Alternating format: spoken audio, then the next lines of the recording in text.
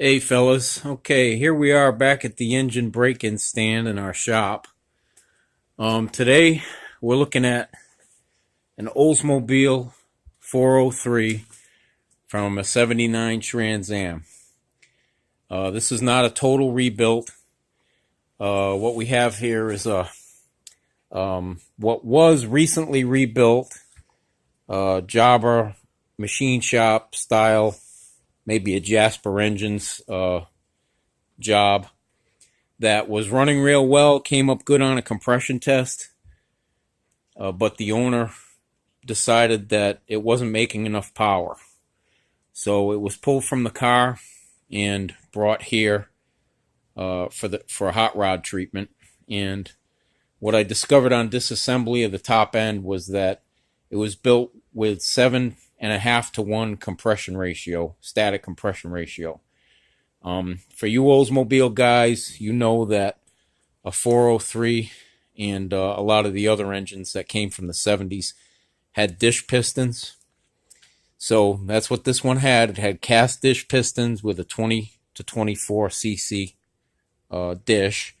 Add to that the stock 4A 403 heads, which are factory spec'd at a 83 cc chamber. And even with all those cubic inches, what you came up to was about 7.5 to 1. The camshaft had absolutely no identifying markings on it and was what I assume a jobber cam. That means it'll run the engine, but power is not a consideration, simply reliability. And it certainly did run smooth as glass. The cylinders popped up at around 120 psi, and that was very uniform through all 8 cylinders with hardly any variation. So that's fine. But what we went for here was about 180 psi per cylinder by upgrading the cylinder heads, getting some smaller chambers on there. We left the pistons alone, even though they measured 42 thousandths below the deck, which sort of horrified me. But we were able to get up to about 9.0 compression ratio with some Cometic gaskets, 27 thousandths thick. And we also used a camshaft with about 55 degrees of overlap, and that got us building cylinder pressure rather than bleeding it off with a fairly tight lobe separation. Okay. Now, what was done to the engine besides that camshaft? Okay, the cylinder heads are from a 72 350.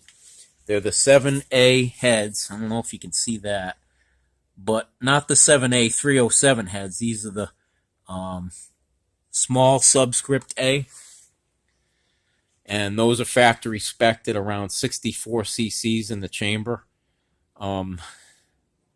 Rumor has it that they really come through around 70. So the cylinder heads were surfaced for flatness and several cc's taken out of them. I put in big block size valves, which is to say 2.072, I believe, intake valves, and an even larger exhaust valve than the big blocks took. I put in a 1.75 exhaust valve, and believe me, between those two valves, you couldn't fit hardly a piece of paper. So the largest valves that really could be put into a small block Oldsmobile.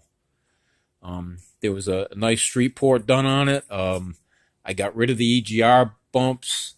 For you Oldsmobile guys, you know those are sticking right in the center of the intake port. I did a nice 3-angle valve job with my Hall Toledo machine. About 60,000 wide on the intake seats, 80 thousandths wide on the exhaust seats. I got rid of all the machinist ridges and didn't narrow the push rod pinches. Did about a stage 2 street port. bullet nose the guides, etc. I was really happy with the cylinder heads, and to the extent that this is now going to be not a 79 spec engine, it's now going to be about a 1970 spec engine for 400 cubic inches. We're looking for well above 400 foot-pounds right off idle. And as far as horsepower, I don't like to talk about it because we don't have, as you can see, there's no dynamometer here. The math tells me over 300 real horsepower, but as I say, that kind of talk is just bench